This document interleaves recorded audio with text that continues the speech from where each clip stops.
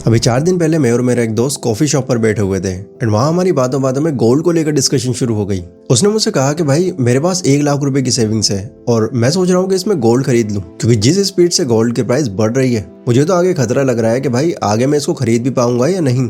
तो मैंने उससे पूछा कि यार तुझे क्या लगता है गोल्ड की प्राइस इतनी तेजी से क्यों बढ़ रही है। तो उसने मुझसे कहा कि भाई हमारे इंडिया में 1.4 बिलियन लोग रहते हैं एंड हर दिन लगभग 1 करोड़ से ज्यादा शादियां हो रही हैं। और तुझे तो पता ही है हमारा कल्चर है कि हम शादियों में गोल्ड खरीदते ही हैं। शादियों में सबसे पहला खर्चा गोल्ड का ही होता है, मतलब डिमांड ज्यादा एंड सप्लाई कम, इसीलिए प्राइस बढ़ रहा है, सिंपल। तो मैंने उसको समझाया कि भाई सच बताऊं, ये जो तूने रीजन दिया है ना ये बहुत ही छोटा सा रीजन है, असली सच्चाई इससे बहुत अलग है, इतनी अलग कि तू सोच भी नहीं सकता। एट सेम टाइम मेरे माइंड में ये भी आया कि यार इसके जैसे और बहुत सारे लोग होंगे जो सेम ऐसा ही सोच रहे होंगे। तो क्यों ना इस टॉपिक पर मैं एक वीडियो बना दूं ताकि आपको भी असली सच्चाई का पता चल सके। सो देखो, अभी जो गोल्ड के प्राइस हम लगभग डबल ट्रिपल होते हुए देख रहे हैं, ऐसा ही हुआ था 1978 में जब गोल्ड का प्राइस लगभग 685 रुपए पर डॉलर से 1672 पे पहुंच गया था, यानी 36 महीने में लगभग 150% का इंक्रीज। लेकिन उसके बाद एक ऐसा गोल्ड क्रैश हुआ जिसने लाखों गोल्ड इन्वेस्टर्स को एक ही झटके में बर्बाद कर दिया एंड आज तक भी इससे कुछ गोल्ड इन्वेस्टर्स उभर नहीं पाए हैं। तो अगर कोई ये मानकर चल रहा है कि भाई गोल्ड तो बहुत सेफ है, ये कभी नीचे नहीं जाता, तो उसको एक बार एक ग्राफ देखने की जरूरत है। क्रैश के बाद लगभग 20 सालों तक गोल्ड का प्राइस गिरा ही रहा था, बट इसका रीजन क्या है ये आपको भी आगे पता चलेगा। एंड साथ ही आज की इस वीडियो में हम लोग ये भी जानेंगे कि गोल्ड का प्राइस बढ़ने के पीछे का असली रीजन क्या है, इंडिया पर इसका क्या इम्पैक्ट पड़ता है, एंड मोस्ट इम्पोर्टेंट कैसे गोल्ड के प्राइस के साथ रियल वर्ल्ड में मैनिपुलेशन किया जाता है। यस, मैनिपुलेशन भी होती है इसके साथ। सो ओवरऑल जितने भी आपके गोल्ड को लेकर डाउट्स हैं मुझे बस 10 मिनट दे दो, मैं सब क्लियर कर दूंगा। बट हाँ, आगे बढ़ने से पहले मैं एक चीज क्लियर कर दूं, देखो मैं कोई सर्टिफाइड फाइनेंशियल एडवाइजर नहीं हूँ। ये वीडियो मैंने सिर्फ एजुकेशन पर्पस के लिए बनाई है, इसके अंदर मेरी कोई फाइनेंशियल एडवाइस नहीं होगी। सो ये चीज याद रखना। अब वीडियो में आगे बढ़ते हैं। गोल्ड के प्राइस बढ़ते क्यों हैं, इसे और बेहतर समझने के लिए हमें गोल्ड का थोड़ा सा इतिहास जानना होगा, तभी इसके पीछे की आप असली सच्चाई समझ पाओगे। एक वक्त था जब पूरी दुनिया एक ही फाइनेंशियल रूल के अंदर चल रही थी और इस रूल का नाम था ब्रेटन वुड्स सिस्टम। ये सिस्टम 1944 में बना था, जब वर्ल्ड वॉर के बाद इकोनॉमिक्स पूरी तरह से बिखर चुकी थी और करेंसीज का कोई स्टेबल बेस नहीं बचा था। दुनिया को एक ऐसे सहारे की जरूरत थी जिसे पकड़कर वो दोबारा खड़ी हो सके, और वो सहारा था गोल्ड। अमेरिका ने उस टाइम एक बहुत बड़ा प्रॉमिस किया और वो प्रॉमिस ये था कि 1 आउंस गोल्ड की वैल्यू यानी लगभग 28 ग्राम गोल्ड की वैल्यू हमेशा $35 ही रहेगी। इसका मतलब ये था कि अब गोल्ड का प्राइस मार्केट डिसाइड नहीं करेगी, बल्कि ये गवर्नमेंट के थ्रू फिक्स ही रहेगा। यहाँ डॉलर सीधा गोल्ड से बंधा हुआ था और बाकी देशों की करेंसीज डॉलर से बंधी हुई थी, मतलब एक चेन बन गई थी। सबसे ऊपर गोल्ड, उसके नीचे डॉलर और फिर दुनिया की सारी करेंसीज। इस अरेंजमेंट का इफेक्ट यह हुआ कि करेंसीज काफी हद तक स्टेबल हो गई। लोगों को पता था कि आज डॉलर की क्या वैल्यू है और कल क्या होगी, और इसीलिए गोल्ड के प्राइस कभी अचानक से नहीं बढ़ेंगे। इस रूल ने तब तक काम किया जब तक अमेरिका ने अपना प्रॉमिस रखा, और काफी सालों तक दुनिया इसी फिक्स सिस्टम रेट पर चलती रही। लेकिन फिर 1971 में अमेरिका के प्रेसिडेंट रिचर्ड निक्सन ने एक दिन सडनली टीवी पर आकर ये अनाउंस कर दिया कि अब डॉलर गोल्ड से लिंक्ड नहीं रहेगा, यानी ब्रेटन वुड्स सिस्टम को खत्म ही कर दिया गया। गोल्ड अब मार्केट में फ्री हो गया, यानी अब किसी भी गवर्नमेंट पर इसका कोई कंट्रोल नहीं था। लेकिन अमेरिका ने ऐसा किया क्यों? तो जवाब है इसका अमेरिका और वियतनाम की वॉर।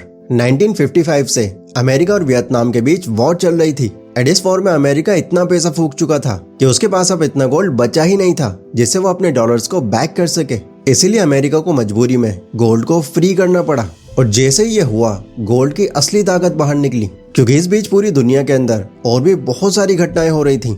लाइक मिडिल ईस्ट के अंदर ऑयल क्राइसिस आ चुका था, जिसकी वजह से पेट्रोल के दाम 4 गुना इंक्रीज हो गए। कई कंट्रीज में इन्फ्लेशन आसमान छू रहा था एंड पॉलिटिकल अनस्टेबिलिटी भी कई जगह देखने मिल रही थी। और जब किसी कंट्री और वहां की गवर्नमेंट में ये सब चल रहा होता था तो वहां के लोग सबसे ज्यादा गोल्ड की तरफ ही भागते थे, क्योंकि तब भी इसे लोग एक रियल मनी मानते थे। एंड क्योंकि अब गोल्ड ब्रेटन वुड्स सिस्टम से फ्री हो चुका था तो इसी वजह से इसके रेट्स में एक सडन इंक्रीज देखने मिला, यानी 1978 तक गोल्ड $224 तक पहुंच गया। लेकिन ये यहाँ पर आकर नहीं रुका, इसकी स्पीड और तेज तब हो गई जब ईरान में रेवोल्यूशन आया, रशिया ने अफगानिस्तान पर अटैक कर दिया एंड अमेरिका में इन्फ्लेशन 13 से 14% तक पहुंच गया। हालात कुछ यूं थे कि लोगों का अब करेंसीज से भरोसा उठता जा रहा था एंड लोग अपनी जमीन बेच कर भी गोल्ड में इन्वेस्ट कर रहे थे, जिससे 1978 से 1981 तक यानी सिर्फ 3 सालों में गोल्ड $224 से $850 तक पहुंच गया। लेकिन फिर कुछ ऐसा हुआ जिसने गोल्ड मार्केट को हिला कर रख दिया।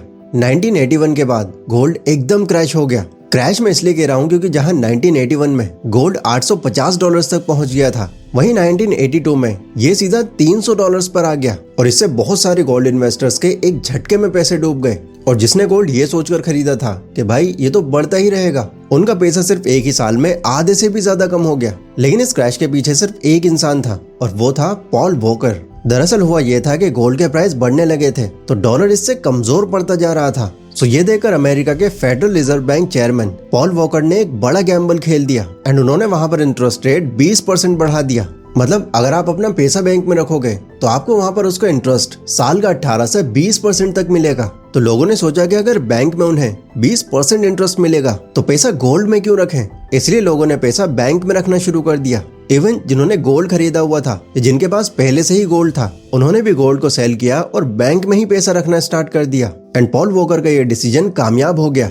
इन्फ्लेशन कंट्रोल में आ गया, डॉलर मजबूत हो गया और गोल्ड बर्बाद हो गया। अगले 20 सालों तक ये गोल्ड या तो गिरता रहा या स्टेबल रहा, बट कभी ऊपर नहीं आया। लेकिन फिर 20s शुरू हुआ एंड .com बबल बर्स्ट और 9/11 के बाद दुनिया फिर से अनसर्टेन हो गई और गोल्ड धीरे धीरे वापस ऊपर आने लगा। लेकिन असली एक्सप्लोजन आया साल 2008 में, जब ग्लोबल फाइनेंशियल क्राइसिस आया। शेयर मार्केट क्रैश हो गया, बिजनेस बंद होने लगे, कंपनीज बैंकरप्ट होने लगी। और जैसा कि मैंने पहले कहा था, जब भी कोई ऐसी सिचुएशन आती है तो लोग सबसे पहले गोल्ड की तरफ ही भागते हैं। इसीलिए सोना जहां 2008 में 12,000 रुपए का 10 ग्राम था, वहीं 2011 तक ये सीधा 26,000 रुपए तक पहुंच गया। फिर कुछ साल स्टेबिलिटी आई, थोड़ा ऊपर नीचे हुआ, लेकिन देन 2020 में कोविड-19 आया और फिर से सोना तेजी से ऊपर जाने लगा। जहां ये 2019 में 35,000 रुपए था, वहीं 2020 में ये 48,000 तक पहुंच गया। सो ये तो हो गई गोल्ड की हिस्ट्री की बात, जिससे आपको एटलीस्ट ये तो पता चल गया होगा कि गोल्ड की कीमत बढ़ने के पीछे सिर्फ शादियां तो नहीं होती।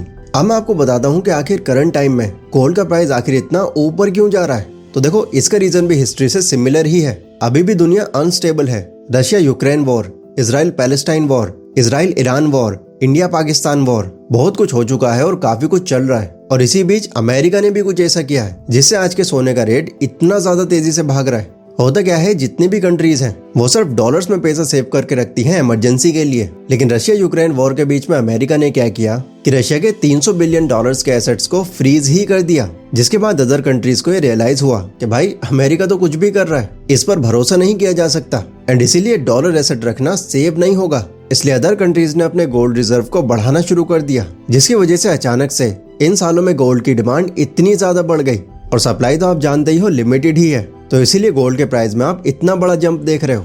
दूसरा रीजन गोल्ड के प्राइस का बढ़ने का यह है कि माइनिंग की कॉस्ट भी बढ़ रही है, क्योंकि आजकल गोल्ड सरफेस से नहीं मिलता, डीप माइनिंग करनी पड़ती है इसके लिए, जिसके लिए ज्यादा इक्विपमेंट्स एंड मशीनरी लगती है, ज्यादा डीजल, ज्यादा मैन पावर लगती है और इसीलिए कॉस्ट भी ज्यादा हो जाती है। और जब माइनिंग कॉस्ट ही ज्यादा आएगी तो ऑब्वियसली इसे बेचने की कॉस्ट भी ज्यादा ही आएगी।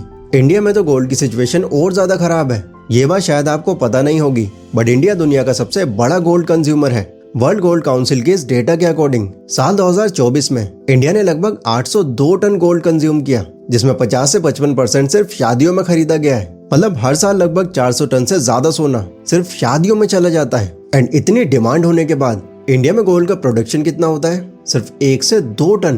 तो जब सप्लाई और डिमांड के बीच में इतना बड़ा गैप आएगा तो प्राइस तो ऑब्वियसली बढ़ेंगे ही। लेकिन ऐसा बिल्कुल नहीं है कि इसकी वजह से इंडिया में गोल्ड का प्राइस ज्यादा है और अदर कंट्रीज में कम। नहीं, क्योंकि गोल्ड का प्राइस सिर्फ एक कंट्री की डिमांड से नहीं, बल्कि सेंट्रल बैंक्स के पैनिक बाइंग, जियोपॉलिटिकल टेंशंस और डॉलर की कमजोरी की वजह से बढ़ता है। तो गोल्ड की इंडिया में कल्चरल डिमांड तो है, बट वो उसके प्राइसिंग पर ज्यादा इंपैक्ट नहीं डालती। ये यूं कह ले कि सिर्फ इंडियन डिमांड की वजह से गोल्ड के प्राइस पर ज्यादा फर्क नहीं पड़ता, बल्कि जब कई सारी कंट्रीज में डिमांड अचानक से बढ़ जाती है तभी गोल्ड के प्राइस पर इंपैक्ट पड़ता है और तेजी से ये ऊपर भागता है। अब ये तो थे कुछ मेन रीजंस जिसकी वजह से गोल्ड के प्राइस इंक्रीज होते हैं, लेकिन एक और तरीके से गोल्ड के प्राइस को मैनिपुलेट भी किया जाता था एंड इसका सबसे बड़ा केंद्र था लंदन।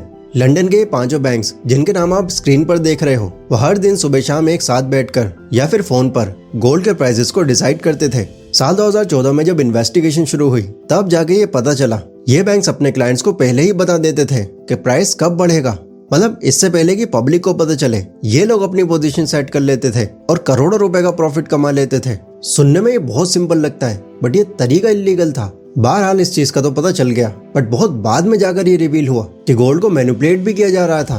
तो दोस्तों अगर यहाँ तक आप इस वीडियो में बने हुए हो तो अब तक तो ये आपको पता चल गया होगा कि गोल्ड के प्राइस शादियों की वजह से नहीं बल्कि global instability, wars, central banks का पैनिक बाइंग और क्राइसिस की वजह से बढ़ता है। और जैसे ही सब कुछ ठीक हो जाता है गोल्ड फिर से अपनी एवरेज स्पीड में आ जाता है। इस वीडियो पर आपके क्या ओपिनियन है मुझे कमेंट करके जरूर बताना और मेरी ये वीडियो उन सभी लोगों को शेयर करना जिन्हें गोल्ड को लेकर ये शादी ब्याह वाली गलतफहमी है। बाकी मैं मिलता हूँ अपनी अगली वीडियो में, तब तक के लिए जय हिंद।